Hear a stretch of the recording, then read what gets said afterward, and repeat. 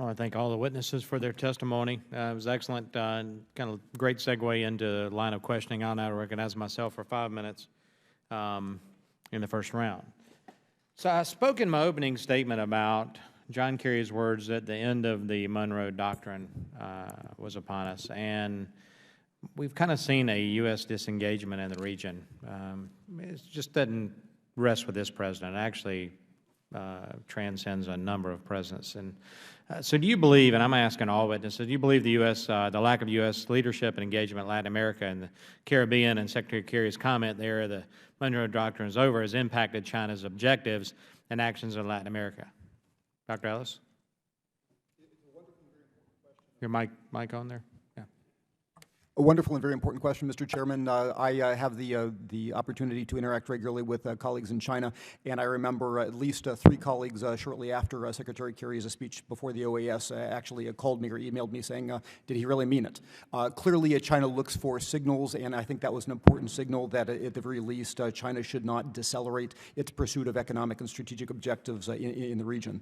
And certainly while our Department of State has done some very credible and very good work in thinking on the topic, clearly, with some of the difficulties with respect to U.S. embassies and some of the lack of presidential level engagement on this topic, respectfully, I think Latin America has clearly perceived that lack. And in that vacuum, I think as well, when one takes a look at the relative lack of definitions for what the United States has to offer the region, that China's seemingly value neutral, take our money, will help you develop, fills that vacuum. Yeah. Dr. Dussel-Peters? Yes, I would agree very strongly with you that we perceive on the one hand this lack of a U.S. commitment and interest in Latin America in general, and particularly regarding this new triangular relationship. No? This is why I propose at the end of that the United States should actively participate in this institutions that already exist in Latin America, such as CELAC, among others, but that the U.S. should also try to create new institutions and to create new knowledge in academic, in public and private institutions in the United States. We have a lack of interest from the United States, a lack of active participation, and as I stated in the beginning, a very clear long-term strategy from the perspective of the Chinese public sector. Okay.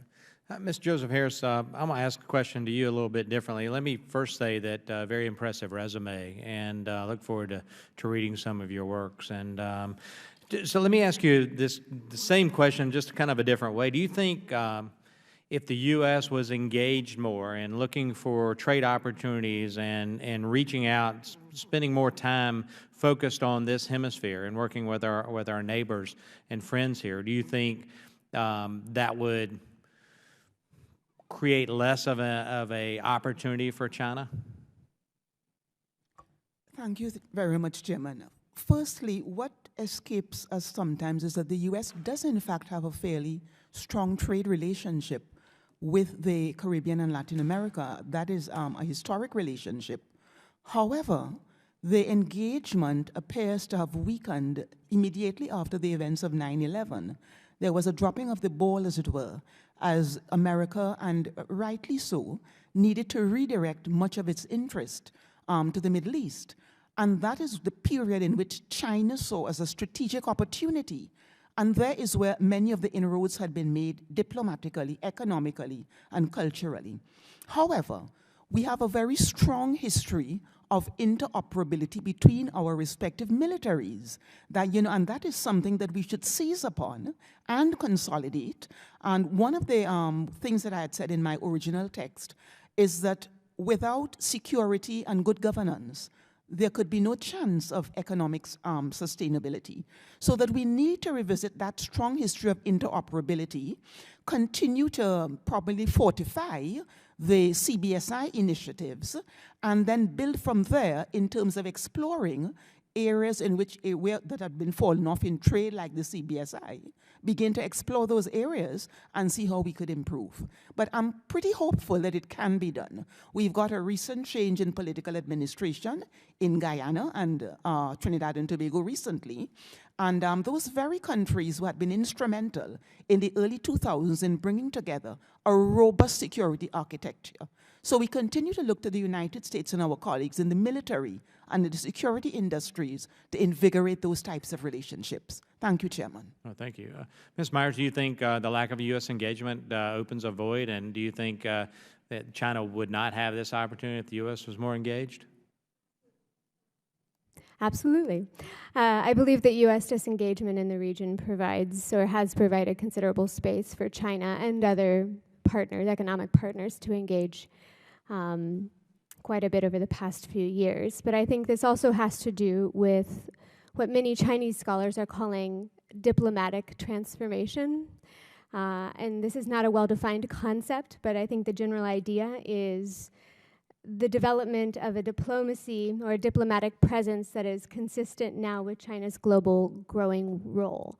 And the One Road, One Belt strategy is described in this form as our new initiatives over the past couple of years, like the China CELAC Forum in Latin America. So there's kind of an enhanced interest also in basically during the Xi Jinping administration in promoting a new form of diplomacy, more or less.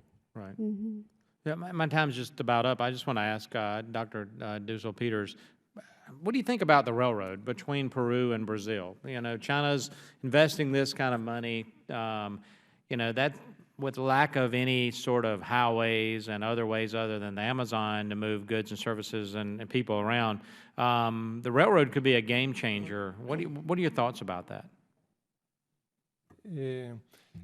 Look, I would say in general, this proposal and this project goes hand in hand with what China has been proposing in the last 2 years under this heading also of the new Silk Road, the One Belt, One Road strategy, which means focusing development on infrastructure. No?